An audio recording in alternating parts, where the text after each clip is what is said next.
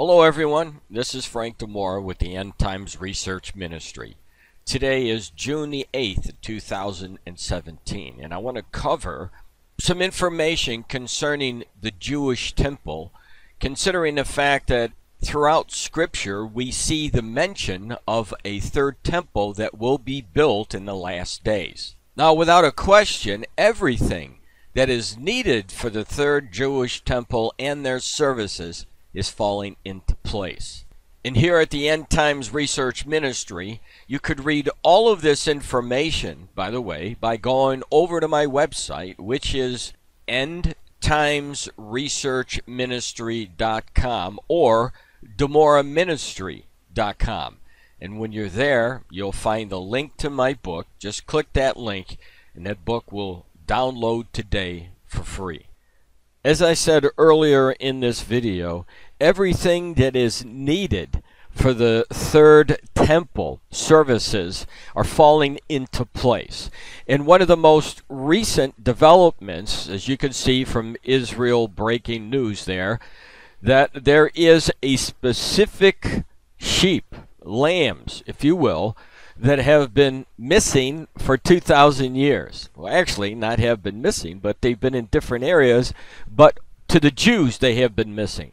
In the article headline, Streaked, Speckled, Spotted, First Jacob's Lambs in 2,000 Years Born in Native Land. And the article says, or at least part of the article, after a journey as dramatic as anything in the Bible, the first Jacob sheep born in the land of Israel in over 2 millennia made their auspicious appearance last month in the Jordan Valley. One Torah code expert found an amazing, precise, and detailed description of the flock's arrival and the role it will play in bringing the third temple. Now, the WND News also reported about this. I'm going to give you some highlights from their article entitled Third Temple Looming, One Event Considered a Sign. And that came out January the 7th, 2017. It says a total of 119 of the distinctive four-horned sheep are now in their homeland. Gil Lewinsky says the sheep will eventually be part of a heritage park which will allow people to come to see the animals. However, the sheep will also be used to produce raw wool for Jewish religious garments and horns for the production of sulfurs, and both of these things are used in temple services. The garments that they're talking about are the actual garments that the Kohanim are wearing, these white garments. They are the priestly garments. They would also be used in rituals if and when the third temple is reconstructed. In other words, they would be sacrificing these lambs. And of course, if you've been watching the news over the past 3 or 4 years, you would have seen that the Israeli government is allowing the Jews to practice their sacrifices. And this is what we see in the scriptures. Eventually, they will be doing it for real in the third temple. The article goes on to say, Joel Richardson, the best-selling author of The Islamic Antichrist and the director of the teaching series The Coming Battle for Jerusalem, says believers should indeed expect to see a physical temple in the Holy Land. We should not be surprised then that all of the various needed animals required to engage in the many sacrifices of Torah essentially reemerge in our days. The Lord himself will sovereignly oversee the fulfillment of his word.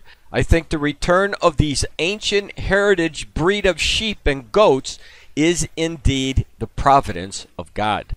So as it seems, if you've been on the watch, as the Lord has asked us to be, we're seeing step by step of things coming into fruition in order to fulfill this prophecy completely. What I mean by that is a physical structure, a temple, third temple, and then the beginning of the real sacrifices on the Temple Mount. Now here's a video about these sheep that have gone back into the land of Israel. Imagine having the chance to meet a living creature from the biblical times.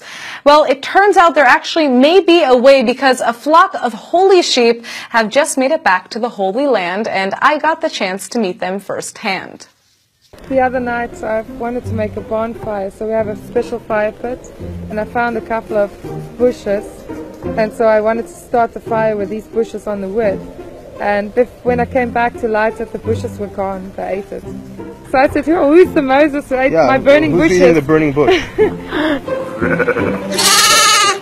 You may have never heard of them, but the sheep behind me are a pretty big deal across borders. They're called Jacob's sheep, and their lineage traces back to biblical times. The sacred flock appears in the book of Genesis in the Old Testament, where they were given to Jacob by his father-in-law as wages. Their wool was even used to make Joseph's famous multicolored coat. These sheep are the only breed in the world that have the description of the Bible on them.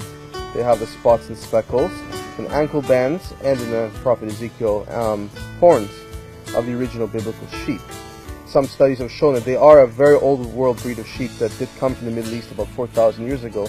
Meet Gil and Jenna Lewinsky. This Israeli-South African couple have spent the last 2 years of their life on a special mission to bring the Jacob sheep back to the Holy Land from Canada, where they've been most recently living.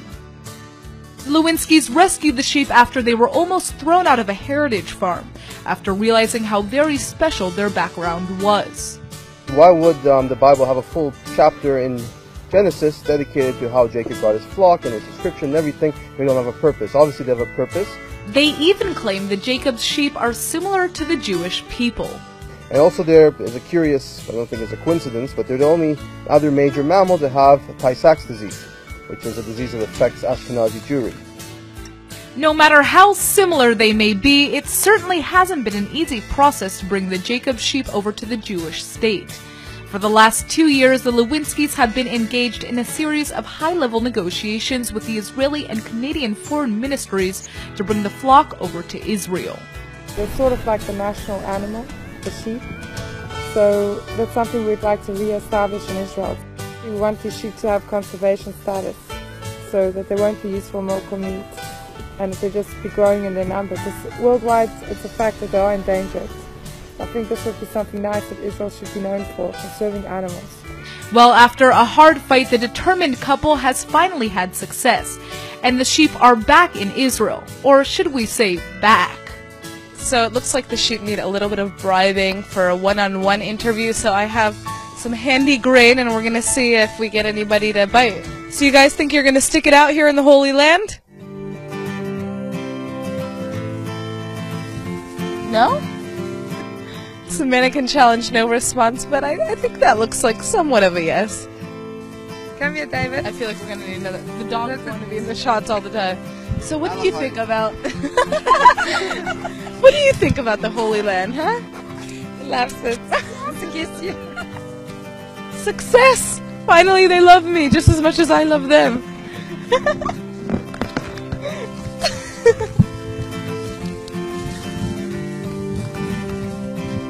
The sheep seem to be content, but the transition hasn't exactly been easy.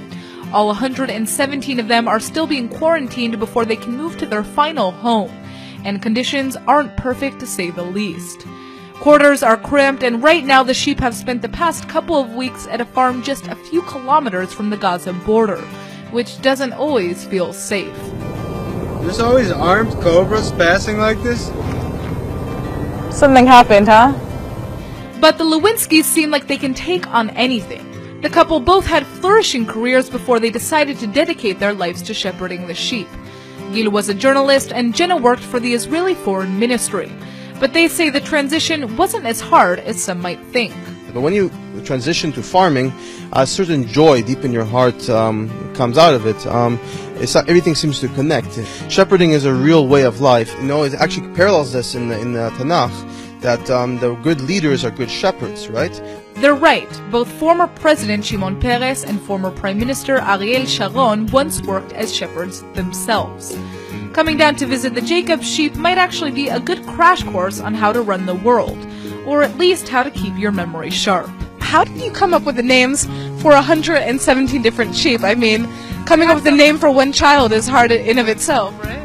Well, sometimes we got our inspiration from the Bible, and we also had volunteers in Canada, and the only thing we told our volunteers is they need to have Hebrew names. So Oh, is there going to be a sheep named after me? Is there a Hebrew version of Natasha? What does Natasha mean in Hebrew? No, there is no Hebrew version of Natasha. I guess. We'll have to make one. Yeah, we'll have to make one. Right? So, what's next for Israel's newest 117 woolly residents? They'll be heading to a farm in Nesarim, a small town near Jerusalem. Because, as the Lewinskys say, there's no better place in Israel for the sheep than the mountains of Judah, where they wandered thousands of years ago. And I have a strong feeling a lot of visitors will want to come and wander there themselves with these historic creatures. Over the past 5 years, we've seen the events accelerate around the Temple Mount. And the Jewish people who are running the Temple Mount at the Temple Mount Institute, pushing for the third temple and the reinstituting of the animal sacrifices. And so as we see all of these things come together, let me ask you a question. Do you think all of these events are just a coincidence? Those of us who know the word of the Lord know that it is not a coincidence. The things that we're seeing in the news, Jesus and in the Old Testament told us these things would happen. They're taking place in one single generation, and that is the generation that Jesus said would be here when he came back the second time. All you have to do is read Matthew chapter 24, and you'll see when he talks about the parable of the fig tree, which is the nation of Israel, he told us that generation will not pass until you see all these things. And we are definitely the only generation who are seeing all of the things warned. This is Frank Demora. Give your life over to Christ while you still can. God bless.